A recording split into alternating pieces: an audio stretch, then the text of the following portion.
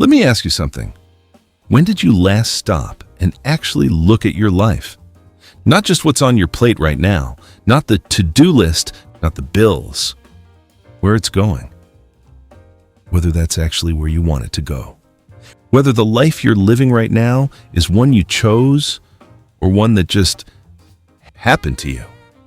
I grew up around good people, hard-working people, people who showed up, did what was expected, kept their heads down, and figured that was just how life worked. And for a lot of them, it was. Nobody was complaining. Nobody was asking for more than what was in front of them. But I remember watching that and thinking, is this it? Is this the whole game? You show up, you do the thing, and then that's your life? Something about that didn't sit right with me.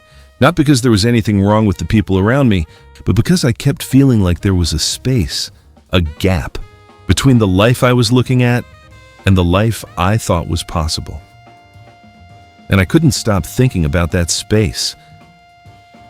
I'm Harmen.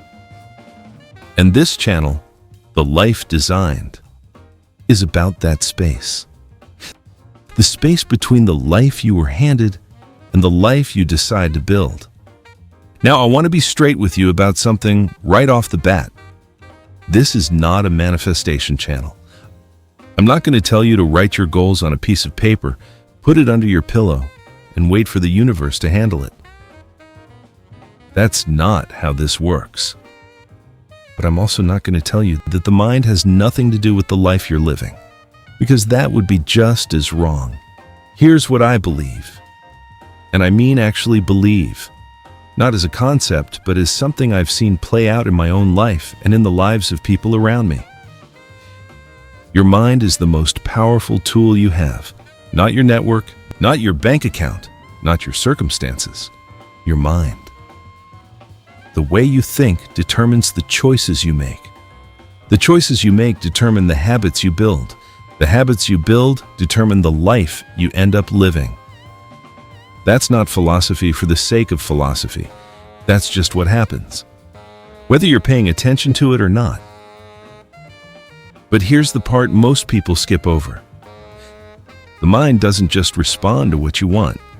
It responds to what you actually think, what you actually believe, what you actually tell yourself when nobody else is listening.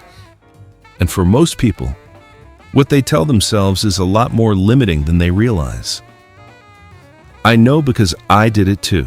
I had the same invisible ceiling a lot of people have when they grow up watching life be practical. When the message around you, not spoken out loud, just lived, is that you work with what you've got and you don't get too big for your britches.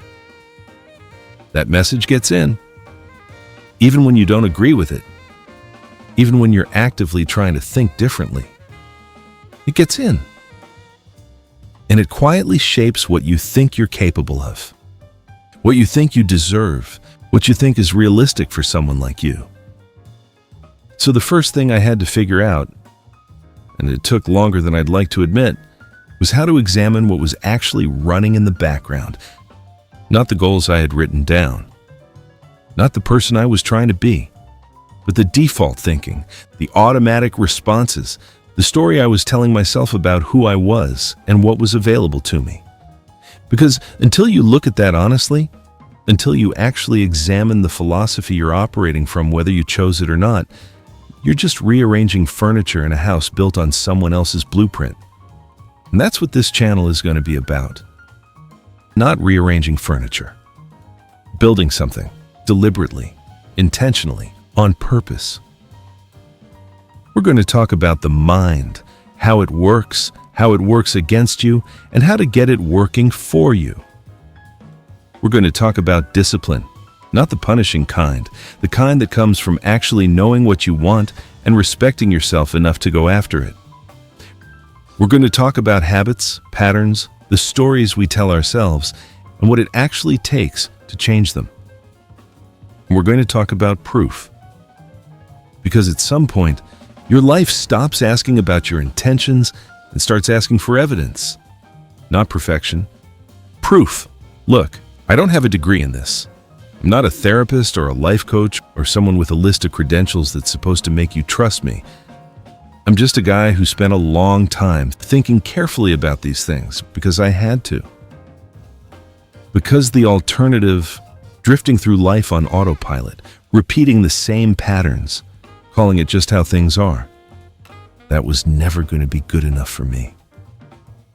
And I don't think it's good enough for you either. Otherwise, you wouldn't be here.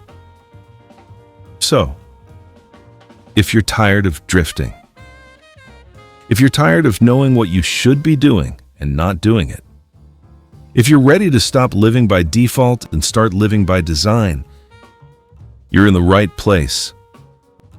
This is the life designed. Subscribe, because we're just getting started.